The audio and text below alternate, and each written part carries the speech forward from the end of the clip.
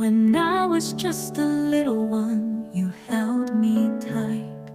Through every Iiwanan nyo na itong storm and tahanan na ito at doon na kayo sunny day, maninirahan. by my side. My father, my dad, my papa, your sacrifice. Di ko alam kung papayag ka. Nasa desisyon mo pa rin ito. Pero gusto sana ni Nanay Rowena tay, doon ka na manirahan. Kasama ni Nanay Isin. Paano yan tay? Iiwan mo na kami. Hindi ako sana kayong iwanan. Kasi yung pagod mo sa amin, Every moment, big or small, you've been like guiding star, my heart's pure delight. Ngayong araw po, andito kami sa lugar ni Tatay Doro. May natanggap ako na message nanggaling kay Nanay Rowena. At ngayong araw po ay bibisitahin ko si Tatay Doro at tatanungin natin siya kung agree ba siya dito sa nais ni Nanay Rowena. Sa tingin ko naman may point din naman talaga siya para sa sinasabi niya. Kaso nga lang, may ano pa rin, kumbaga may negative parts pa rin. Pero kung papayag si Tatay Doro dito, sila na pong bahala mag-usap kasi family po nila yan. Sila yung mas may karapatan na magdesisyon para sa mga sarili nila. Sunlight spills on the winding road. The front porch swing creaks in the summer breeze. On memories as sweet as honeybees. Kumusta ka po, Tatay? ito, Kamusta ang buhay na mag-isa? dinilabag ako hindi sa Medicare? hmm, Kailan po? yung pag-alis niyo pagkagabi. Kinagabihan? Bakit po? Hindi namin nakalain na matapos pala yung pagpapaturok dapat ni Tatay Eliodoro ay ganito ang nangyari sa kanya. Para akong masiraan ng isip. Nagkaroon niya.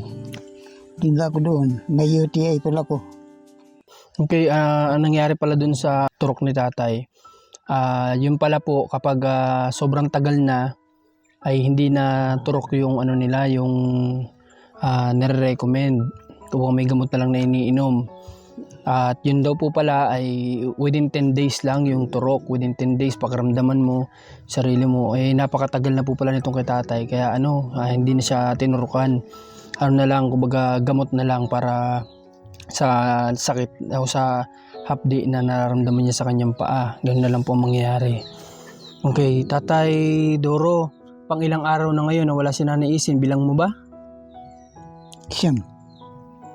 9 days na. So, ibig sabihin, medyo matagal na din, Tatay? Hindi na nangyari yung 4 days. Hindi nangyari yung 5 days, 6 days. Malakas ang panahon. Ang karkulo ko, motor ang sasakyan nila sa dagat. Napaka-positibo mo, Tatay. Ako, mahanga ako sa'yo kasi alam mo yun, yung mga bagay na yung pwedeng maging negative para isipin ni Tatay, ginagawa niya pa rin positibo. Kaya bilib ako sa pagiging positibo mo, Tatay. Pero ganito sabihin ko na sa'yo, sila Nanay Isin po ay nag-aantay sila na makapagkopra. Wala si Nanay Isin sakit, wala siyang sakit na nararamdam. Nagkokopra po yung pamilya ni Nanay Rowena para magkaroon sila ng pera na maibibigay kay Nanay Isin. Nagsabi pa lang sila nung nandito pa sila. Hindi pa sila nag-alis dito. Nagkukupra doon ng asawa niya. May katulong para matanda. Baka po yung kinupra, Tatay, nai-budget na sa mga bata. Ano yan? Ito na naman bagong kinukupra ang pagkukunan nila ng pera para maibigay niya kay Nanay Isin. Kung limang kuwan lang yan. Ha? Kung 5,000 lang yan ay 7 na araw lang yan. Mahinang klase. Baka, Tatay, kasi hindi naman kasi pwedeng ganon-ganon lang nila makukuha yung pera doon kasi yung buhay nga nila talaga napakahirap. Masubukan nila tingin dito sa mga traveler na para kupra dito. Tsaka lalo na iba-iba naman po kasi tayo ng sitwasyon ng buhay. Maaaring yung nagkukupra dito meron lamang isang anak, 2 anak. Hindi. Pero yun po sila, ang daming anak ni Nanay Rowena. Sa trabaho, talagang mabilis. Sa trabaho yung iniisip mo. Oo, yung para kahit dito ay mabilis.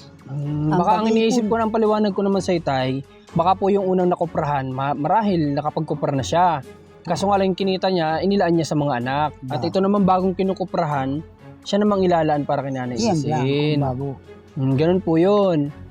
Pero may napanood akong video ni Nanay Rowena kanina. Pakita ko din sa mga viewers yun. So, anong nangyari, tatay? Nakikiusap sa'yo si Nanay Rowena. Ito ba ay di ko alam kung papayag ka. Nasa desisyon mo pa rin ito. Pero gusto sana ni Nanay Rowena tay doon ka na manirahan kasama ni Nanay Isin. Dahil ito naman daw siguro yung oras para alagaan naman niya kayong mag-asawa. Yan ang sabi ni Juan, ayaw ko sana nagparaiyak yung si Rowena dito. Nagmamakaawan na sumama ka. Oo, Na doon na kayo. at ako na lang daw ang bilang tatay niya. Ang tatay niya, patay na eh. Kaya nga po. Kaya ano po ba ang desisyon mo dito, tatay? Na iiwanan nyo na itong tahanan na ito at doon na kayo maninirahan.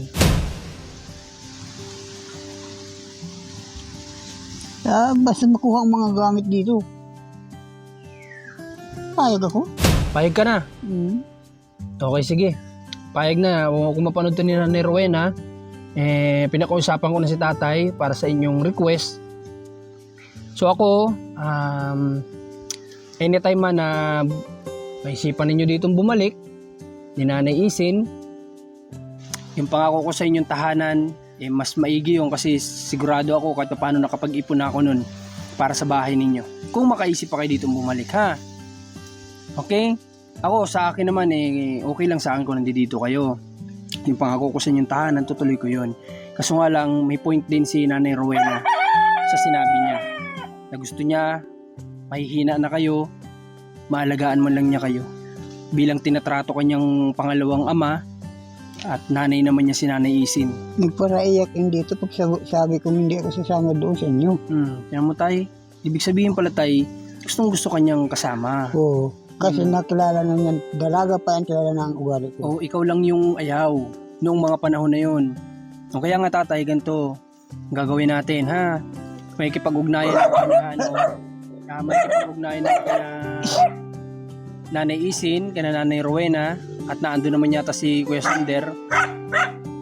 Kakusapin ko sila para sunduin kanila doon sa pagbababaan mo. Kaya mo ba magbiyahe sa bus? Kaya mo? Nakarating nga ako ng dad na ako sa sulo. Nagbiyahe nga si Tatay Doro na mag-isa. Sa Binawangan, sulo lang ako. Kaya ako sa motor.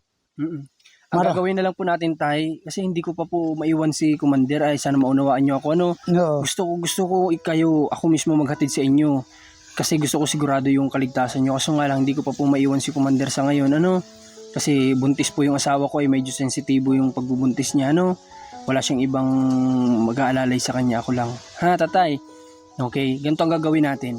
Isasakay kita sa sasakyan mo at papakiusapan ko na ibaba ka kung saan man yung bababaan mo. Ha? Tapos dun, isang sakay ka lang, dun ka na nila aabangan. Ha? Sa rear doon. Hindi makadating ng Bordeaux. Opo. Pag mahangin-hangin. Opo tay. At sagot ko na po yung yung pamasahe ninyo. Ha? Okay. O nga pala, nung nakaraan ay may nagpadala kay tatay para sana dun sa kanyang turok ng 4,000 pesos. Kaso nga lang, yun nga, gamot na lang ang para kay tatay. Hindi na po pwede ang turok kasi napakatagal ng panahon nitong kagat niya. In 10 days lang pala yun o 13 to 14 days lang yung turok na yun. So okay, ibibigay ko yung kay tatay para nang sa ganon may magamit ka tatay sa iyong pagluwas. Ha tatay? Tapos yung mga gamot na para dito, bibiling ko muna yun para madala mo papunta doon para may basihan ka kapag bibili ka ulit. Yung sakit dito, nagagaya itong kaluko, wala mang kagat ng puso. Bakit? Kaya nga ako, yan po yung sabi ay na baka mamaya hindi naman talaga yan na yung dahilan ng kagat ng pusa kasi yung kabila paras na nung nararamdaman. Oo, pareho. Ito lang naman yung nakagat. Baka may possibility na sabi nga baka iba na yung reason kung ba't sumasakit yung ganyan. Ang calculation ko talaga sa high blood. Apektuhan. Pero may yung gamot na yun na para sa kagat, kahit yun yung matatagal na hindi naman naturukan kaagad, iinumin mo pa rin. Para kung dun man, at least may gamot kang iniinom. Kailan mo gustong lumuwas? Ikaw kung kailan. Kung kailan kahanda kami, anytime kami, pwede kami pumunta dito para ihatid ka sa sasakyan mo. kailangan makontak sila kung kailan ako dito alis. Kalkulahin nila kung Ako na po ang bahala tayo makapag-usap sa kanila, ha? salubungin Huwag mo ako. nang isipin yun. Ano tay? Oh, paano yan tay? Iiwan mo na kami. Ayaw ko sana kayong iwanan. Kasi yung pagod mo sa amin. Eh, nakukuha na ako dun sa anak ni Isin. Si Isin man, nagang salita na kahit mamatay siya basta makita niya ang anak niya pati mga apo niya. Yun yung talagang reason kung bakit talagang desperado si Nanay Isin din na sumama noon. Hindi natin masisi na din kung huwag na natin sigurong isipin yung mga bagay na gano'n na nangyari ito na naiwan si Tatay Doro dito. Kasi paras naman, lahat naman ng bagay may positibo at negatibo na feedback yan. Ano mang bagay na gagawin natin sa mundo, sa desisyon natin sa buhay na gagawin. Ang isip ko, Laging may positibo yan, may negatibong mangyayari dyan. ang isip ko naman, kaya ako nagpaayon pati ay nagpapagamot ako rito. Di ba, may sabi nga ni Nanay Rowena, napakalapit ng ospital sa kanila. Mas malapit na yung hindi ka na magbabiyahe parang sa daet. Ang layo-layo. Doon, tricycle lang, nandun ka na. Hindi ko pa ay nawat ang bahay niyan. Hindi mo pa narating. Ngayon, mararating mo na. Nakarating ako ng Burgos. Nasa labas ako ng ilog dahil ako ay sakay sa lansa. Tatay, may naisip lang ako. Paano kaya itong mga aso nyo? Ay, motor naman ang Ha? motor naman ang makuha yata dito. Gusto mo pa ba isama mo yung mga yan? O silang kumuha dito at isang motor sa dagat yan. Ang gusto mo, pero ikaw tay, hindi ka sa dagat dadaan. Sa bus ka sasakay. Ang gusto mo kunin nila ito dito, balikan Oo. nila. Mahal din talaga ni Tatay Duro ang kanyang mga alaga. May manok ka pa ba dito? Wala na. Mayroon. Ang gagawin natin tayo. Ilan yung manok na yan? Nag-unsi. Unsi lahat? Pati yung nag-iitlog. May Napakadami sisip. pala, tatay. Ay, mas marami pa din ang ginaganyan. Grabe, ang dami pala. Kaya pala hindi ni tatay maiwan-iwan. Ito talagang tahanan na ito. Dahil sa mga alaga niya, ang dami naman pala talaga. Mayroon pa kami sa Karawat. Pinalagaan sa tigasan. Okay tayo, ano ba ang pwede natin gawin sa iyong mga alagang manok? Ano sa tingin mo ang pwede natin gawin? Gusto mo ba biling ko na sa iyo lahat? Yung Biling ko na lahat sa iyo. Gusto mo? ikaw, Ha? Para wala ka ng bit-bit. Ano? gusto ko lang dalahan yung 3 lang. Gusto mo magdala pa rin? O walang problema, bili tayo ng lagayan. Doon mo ilagay yung manok na gusto mong dalahin. Tapos yung iba, bili mo na lang. 2 tandang at saka isang inahin. Para ang hirap naman kung yung 11 na yun, dadali mo, ang dami naman. Ano? Okay tayo, anong last message mo para sa amin? Anong huling mensahe mo para sa amin na maaaring bukas o sa isang araw, alis ka na? Anong gusto mo sabihin sa amin? Meron ka bang mensahe para sa amin? Bisitahin mo naman kami.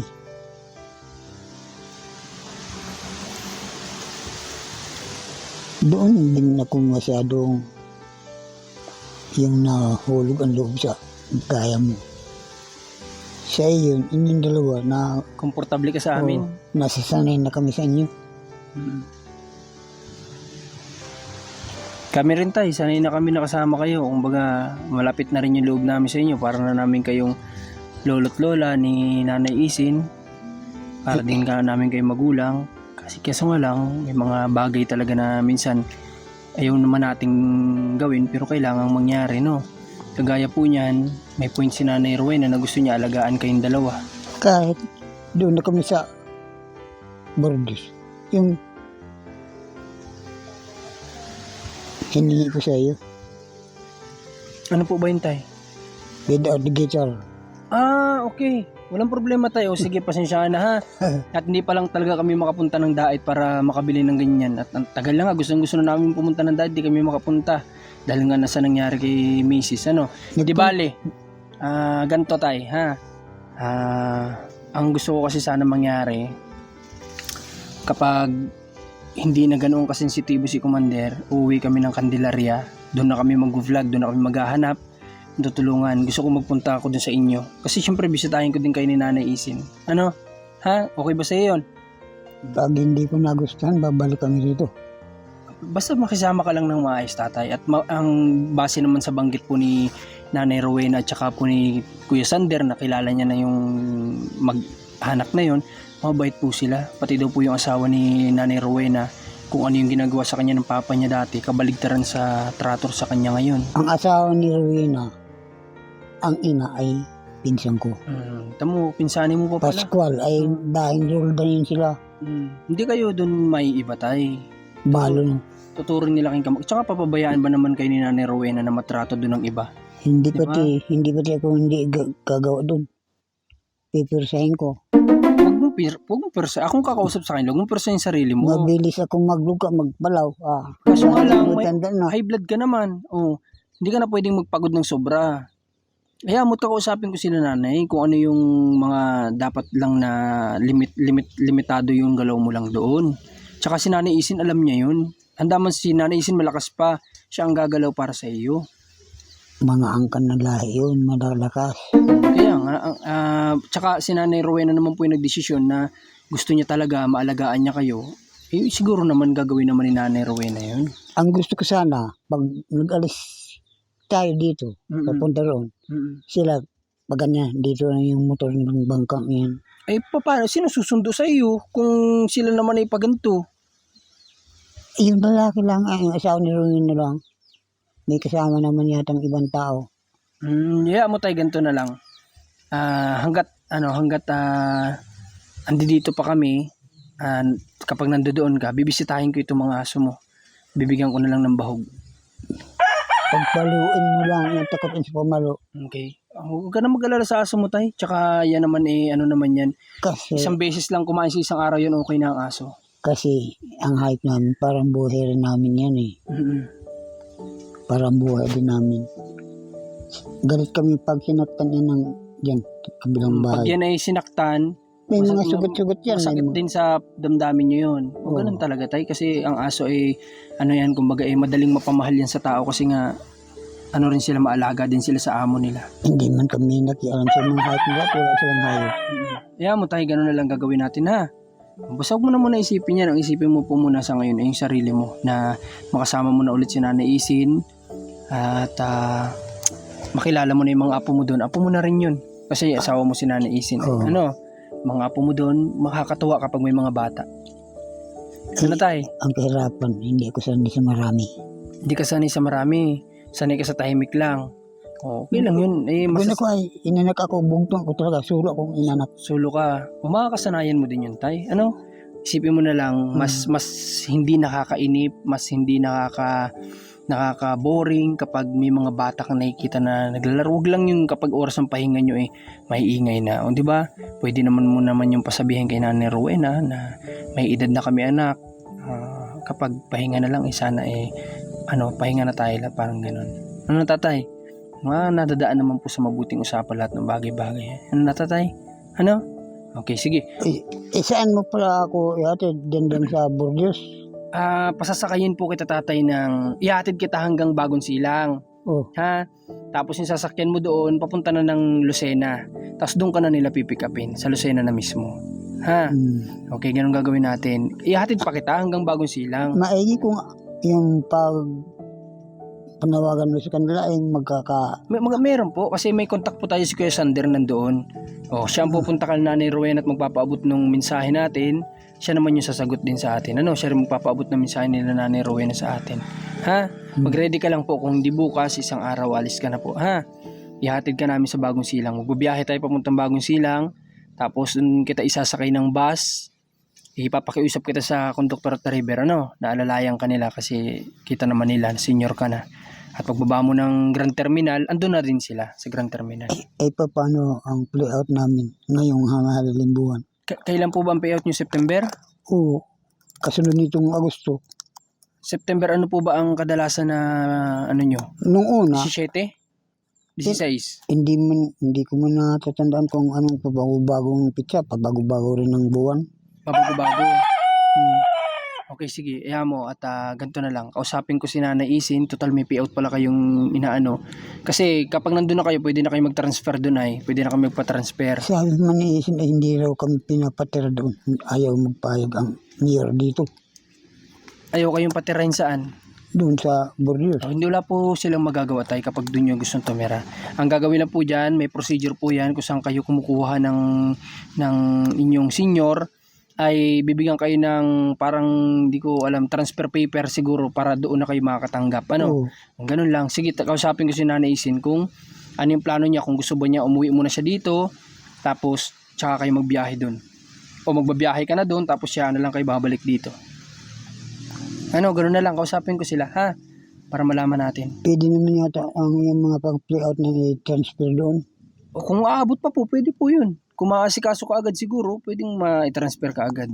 Yung at hindi nagpayag ang Wala po silang magagawa tayo. Decision, ang tao, bawat tao may karapatang magdesisyon sa buhay nila. Kung gusto niyo lumipat doon, di doon kayo. Ano?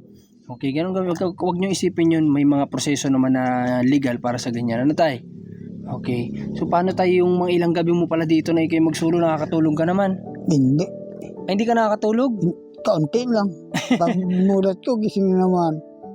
Tapos yung later may flashlight. Tingin-tingin ka na naman. Dinatanglawan ko ang mga manok. Baka kung minsan kinukuha ang mga sisiw, tinatangay. At tinatangay, ganun. Ba't parang wala naman nakikita mong karamihan mong manok dito? Alpas lang sila? Hindi, yung pagtulog. Hindi, yung mga manok na sinabi mong ganun karami, nasan sila? Nakaano lang, nakakalat lang sila. Meron dito. Ibig sabihin nakaalpas lang. Okay. Bago ikaw mag-alis tayo, kung yun magiging decision nila na naisin na luluwas ka na doon, isettle muna natin, ayusin muna natin lahat ng alaga mo. Ano? Kailangan ma-dispose muna, ako nang bibili sa'yo, tapos yung 3 gusto mong dalahin mo. Ano? Pero huwag ka na magdala ng sobrang daming gamit kasi mahihirapan ka lang. Ano? Pero sa bagay, kung pagbaba mo naman nandun na sila naman, ay sila na magbubuhat ng gamit mo. No? Oh. Tay, dali mo kung anong gusto mo dalahin na alam mong mapakinabangan mo. Isa lang sana ang dadalhin kong aso. Gusto mo pa rin magdala ng isang aso? Bawal sa bus yun, tay. Hindi nila papayagan yun. Pero nung unang buhat dito, sinakay ko sa jeep. Papuntang Talubatib. Pagdating ng Talubatib, transfer naman yung papuntang Paracali. Doon ko naman. Jeep ulit. Hindi na. Bus na. Baby transit. Baka noon pa yun, tay. Noon kasi siguro hindi pa mahigpit. Pero ngayon pinagbabawal na po nila yung aso sa bus. Nakikiusap ako sa konduktor na. Depende siguro kung may diaper o ano. Pero ang aso kasi medyo, siyempre nagpapahinga din kapag gabi bagay yung mga pasahero, lalo pag inabot ng gabi. Minsan tumataho lang aso, maabala yung maistorbo yung mga nagpapahinga. Nasa sako silang lahat. Nasa ako nakalagay. Oo. Akala ko nga mamatay. Binuong ka doon sa pinakahulihan ng bus. Walang wala doong bintana man lang o labasan ng hangin. Wala. Mayroon na doon na kamuntik nang mamatay. Manok, meron na. Okay, sige tay, basta ganito tayo ha. Masaya kami na nakilala ka namin. Masaya kami na naibahagi mo sa amin yung mga kwento mo na talagang aliw na aliw din kami na pinapakinggan. Kaya maraming salamat tay. Kung sakali man na matagalan ulit na magkita tayo, sana wag nyo naman kaming kalimutan. Ano tay? Hindi pwede. Yun lang ang hiling namin, wag mo kaming kakalimutan. Ang isang beses ko lang makita ang tao. Hindi yan nakalagay dito sa ulo ko. Limot ko yan. Yung palagi kong nakakaharap yun, naaalala ko. Yan. Pero pag yung ngayon lang nagkita, ako tay, kitanda mo ang pangalan ko. hindi mo man sinabi. Oh, kanino ba ako nagpakilala? Kay Nanay Isin lang. Ang tagal na natin nag-uusap dito tayong dalawa, di mo pala ako kilala. Ako si Marcos, ha? Ang alam ko, pamagat lang yan ng trabaho mo. Hindi po, ako po yun tayo, si Marcos. Ito naman si Rans. No? Iyaan mo tayo para kung sakali man na magkita ulit tayo, di tandaan mo na yung pangalan namin. Na tatay. Ay, sige tay. Sa ngayon tatay ay ano ba yung request mo pa sa amin bago kami umuwi, bago kami umalis? Yun nga. Gitara lang talaga. At saka magtagapunta ka rin doon sa amin. Kaya kung mayroon na akong pamasahe, mapunta na ako dito. O tay, para magkita ulit tayo, no? Sige, ganun, huwag kang mag-alala, may sasakyan Mapunta naman kami. sa Burgos, hindi mo pa na dinig ang laro ko sa gitara ko. At saka gustong-gusto ko din talaga tayo marating yung lugar na yun, ano? Kasi base kay Kuya Sander ay napakadami ding nangangailangan na tao doon. Makapagpa-feeding programan lang kami doon, makapamigay kami ng mga bigas, masaya na kami doon. Kung ganun, yung trabaho mo sa amin, pagtulong mo sa amin, pili mong gawin din Oo doon. naman tatay, pwede Eh, po. Kung sino po ang mga tao doon na pwede nating matulungan doon sa lugar na yun sa Burgos, gagawin po namin yun. Kaya nga gusto ko na talaga na maging maayos si Commander, si Mrs. para makapunta kami ng Candelaria at malapit-lapit na kami sa sususugin namin lahat ng keso na yan hanggang sa inyo sa Burgos. Gusto namin marating. Hindi pa lang namin magawa kasi nga biglaan naman ito nangyari kay Commander na ito. Na dapat Ano sakit yun? buntis po yung tay. Oh. Kaso nga lang nagkaroon ng dugo sa loob ng mattress niya malapit sa anak namin. Kasi nga sa tagtag sa mission. Nangyari yung tay nung huling pumunta kami ng Tagkawayan, Quezon. Sobrang pangit ng kalsada. Doon siya narugado. Tagtag. Kaya ang payo sa kanya ng doktor, wag talagang gagalaw, talagang bed rest lang talaga. Kung minsan nga nagpipilit na mag-vlog, binabagalan ko as in talagang sobrang bagal ng takbo ko tay para lang mapagbigyan siya. Pero yun, hindi siya pwedeng malayuan. No? Once na maging maayos at nandoon ka na, pupunta kami doon. Ano ang misis mo? Sino yung kasama mo rito? Yun po tatay, yun po. Wala man ako ibang kasamang babae dito. Baka mamaya mapanood ni Commander mag-isip na may kasama ako ay. Yun na po yun tayo, yung kasama namin. Ano? Yun na yun. Yun nagpo dun sa may saging. Yun na yun. Dagta yun. Okay. Dagta sa pantalon. Okay. Sige tatay, sa ngayon ay bigyan muna kita nito ng at bibili ako din ng gamot mo para madala mo sa Burgos, ha? Yung para diyan sa kagat mo. Ibibigay mo na ako sa iyo. Hawakan mo ito tatay. Tabi mo ito diyan. Tabi mo diyan sa iyo, ha? Paano sa ngayon, tatay? Ito lang yung sadya namin, yung tanungin ka kung payag ka. Final decision. Huling tanong, payag ka? Payag ka na talagang pumunta doon? Oo. Payag na? Okay. Goods. Request ni Nanay Rowena, marahil na pag-usapan na rin nila ito ni Nanay Isin doon. Na doon na talaga sila. Pero paano na natin? Kasi decision po nila, yung pamilya po sila So sila magdi-decision yan, hindi tayo. Tayo hanggang payo-payo lang, ganyan. Pero sila magdi-decide para sa sarili nila. Okay tay? Pero pag hindi ko nagustuhan, balik kami rito. Basta tayo, wag ka naman masyadong, alam ko naman na ang may edad ay sensitibo na. Pero hanggat kaya ng pasensya, kung ano, pero mabait naman sila. Hindi naman siguro, ano? Kasi, hindi naman sa pagkuhan. Hindi naman ako bakla kung ano. Pag magandang magsalita, para bagang malino sa isip ang salita mo. Ang pamumukha mong yan, hindi kita may ang mukha mo gwapo kang lalaki. Yun, hindi ako bakla, lalaki ako.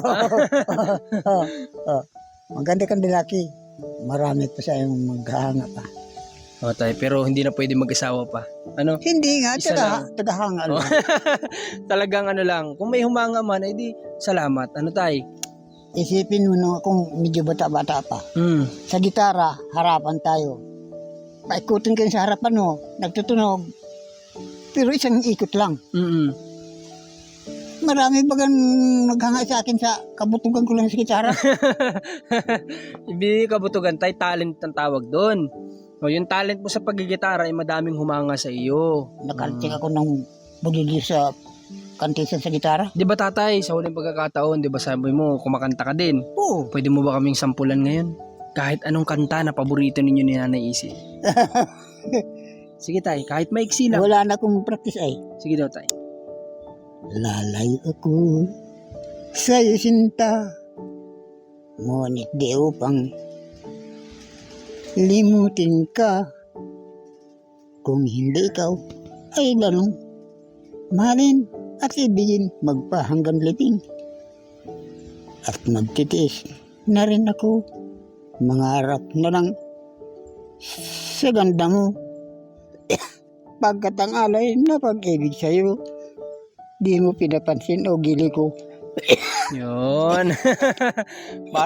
Si tatay kasi medyo hirap ng hirap na siyang hirap na kasi siyang tunuhan yung pero yun yung lyrics nung kanta ni tatay. Napakaganda tatay. Ano yun? Awit mo para kay Nanay Isin yun noon? Oo. Grabe. Hindi ko alam yung title nun tatay. Anong title nun?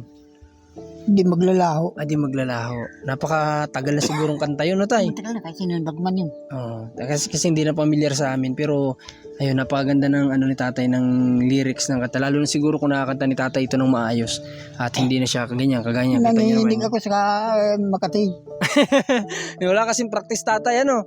Meron kang 84 na yun. Wala ka nang marinig na maganda boses niya. Oo naman tatay. Kasi kayo, napaka-edad nyo na. Ano na ng edad ninyo. Kumbaga, hindi lang middle age talaga. Nasa na sila ng age. Pero pag ako lasing, hindi ako ganyan. Hindi ka ganyan. Pero tatay sa ngayon, baka nagiinom ka pa, hindi na.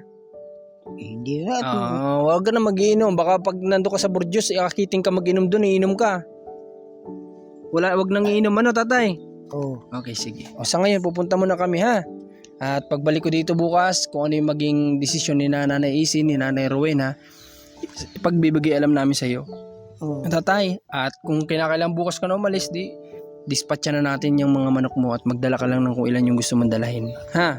Itong mga aso huwag mo isipin, ha? 3 lang man naman ang dadalhin ko. Okay, sige tatay. Paano tay? Sa Ay, ngayon, ipon mo kung bagayan na yung tatay, bibigyan talaga yan. Ha? 3. Oo. Bibigyan talaga, bibili tayo. Ha, tatay? Okay, sige. Paano? Pupunta na kami. Oo. Sige Salamat. Sige tay, mag-ingat ka sa pagbiyahe mo, ha? Pag nagbiyahe ka na. Huwag kang bababa kung hindi ka naman pa pinapababa ng driver at maliligaw ka.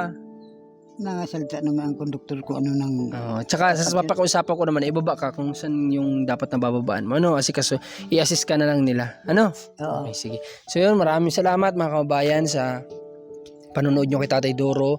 Maiksi man yung pinagsamahan namin dahil nga kinakailangan na nilang pumunta doon. At hindi pa man nangyari yung pinangako natin sa kanila, pero wala po tayong magawa kasi ayun yung decision ng pamilya ni Tatay Doro. Pamilya niya po yun kasi asawa niya si Nanay Isin, anak niya si Nanay Rowena. So decision nila yun, i-respeto natin yun. Ang kailangan natin dito ay i-respeto yung decision ng pamilya nila. Yun lang po at maraming salamat sa lahat ng patuloy na nanonood, sumusuporta sa aming team. Suportahan niyo Marcos TV channel, Rans TV. At syempre, Commander ni Marcos, dire-diretso pa rin yung channel niya. At God bless, pagpalain po kay lahat. Sa mga supporter sa Facebook, salamat din pala sa inyo. In a little town where time's staying still, we were just kids with dreams in our eyes, who walked hand in hand down the old dirt road. Forever's just a start. We'll weather the storms. Through the highs and lows, we'll never part in this love.